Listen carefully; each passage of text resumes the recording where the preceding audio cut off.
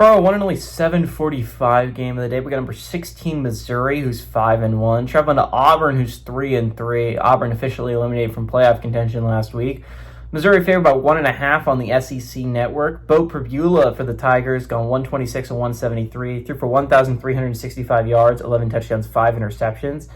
Ahmad Hardy's had 115 carries for 782 yards and 9 touchdowns, and Kevin Coleman Jr. has had 40 catches for 388 yards and a touchdown.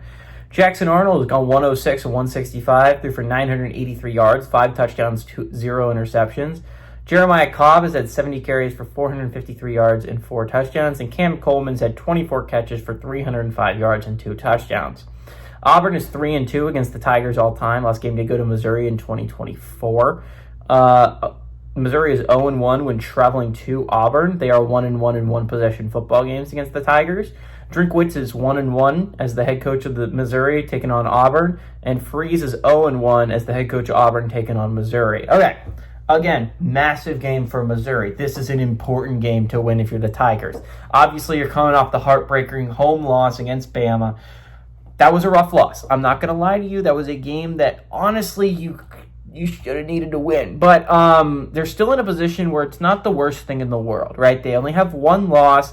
And yes, they still have 3 ranked teams on the schedule. They still got a road trip to Oklahoma. They still got a road trip to Vandy next week. And they have a home game, I believe, against Texas A&M. They're going to have to go 2-1 in those games I just mentioned and handle their unranks. Not the most impossible task in the world, but you would be sitting in a much, much better position if you just found a way to beat Bama. Auburn, on the other hand, is coming off like 3 heartbreaking losses in a row, man. If you're a Tigers fan, Auburn Tigers fan, that is, it's just rough. Because it's not like you couldn't have won any of the games. The A&M one was interesting, mainly because A&M outplayed you for the most of the game. You were just somehow in it. Oklahoma was a game you should have had. Last week against Georgia feels like a game you were robbed of. It's just, man, it's got to be rough being a Tigers fan. And that's coming as a Florida Gators fan. At least we don't have the refs, like, actively hating on us. Like, I mean, we do to an extent, especially when we play Georgia, but Auburn has it to another degree where it just seems like the refs are rigging the game for the other team's favor. That being said, I still think this is a good Auburn team. I think this is a 3-3 Auburn team that, yes, while they cannot no longer make the college football playoffs realistically, especially considering they are now 0-3 in conference play, 3 losses in conference play is basically a death sentence for trying to reach a championship game. You can make it with 2. 3 is just, you're dead. You're not going to make it.